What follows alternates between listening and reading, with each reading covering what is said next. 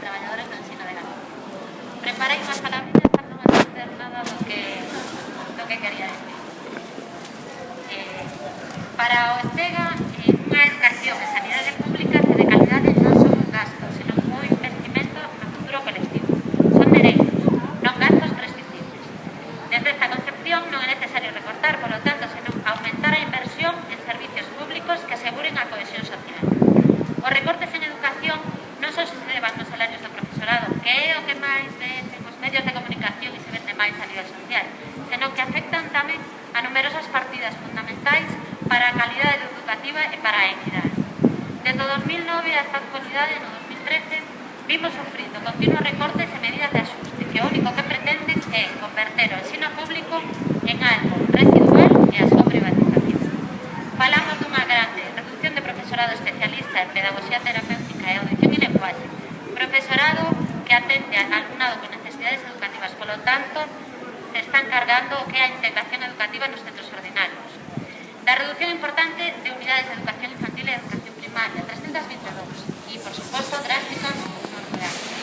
Do incumprimento do acordo de equipamento, do peche de 46 escolas, dos 26 novos concertos con centros privados, da modificación do horario electivo do profesorado, do funcionario docente, do aumento dese horario, o que supón un recorte do profesorado nos centros e o aumento da carga de traballo para estes.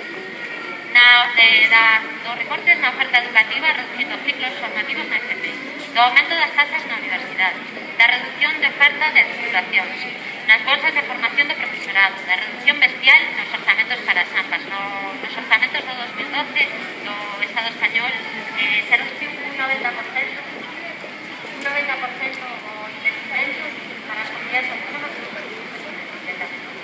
Non, etcétera, así que evidentemente afecta a toda a calidad y a equidad.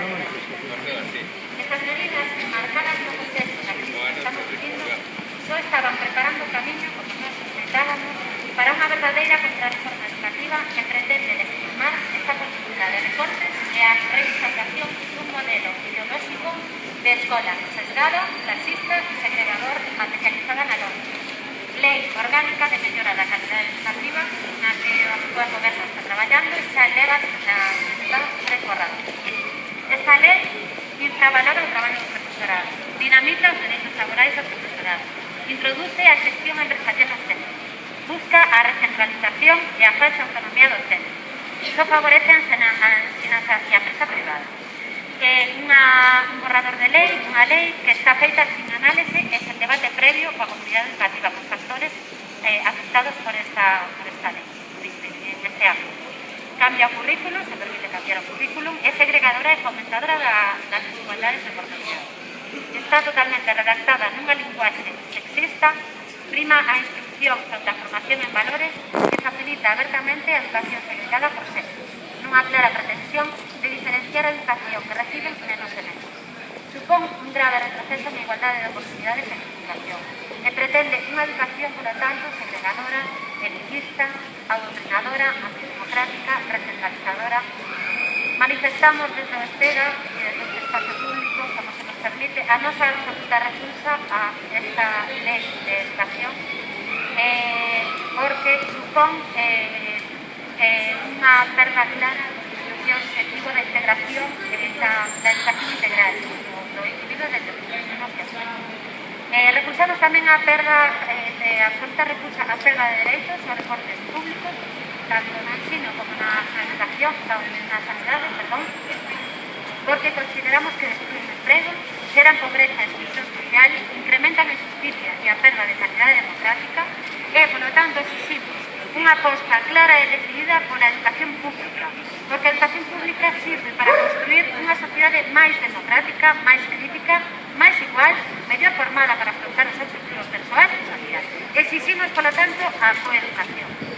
Porque a perda de derechos, os recortes e intentos de legislación con esta clara ideología retrógrada baseada no neoliberalismo e o ultraconservadorismo, junto coa declaración, como as declaracións do ministro de Justicia Gallardón con respecto da muller, da maternidade e do aborto, ou as do deputado de UPyD, Toni Cantó, con respecto da violencia de xénero, Son claros intentos de manter o capitalismo e o patriarcado a toda costa.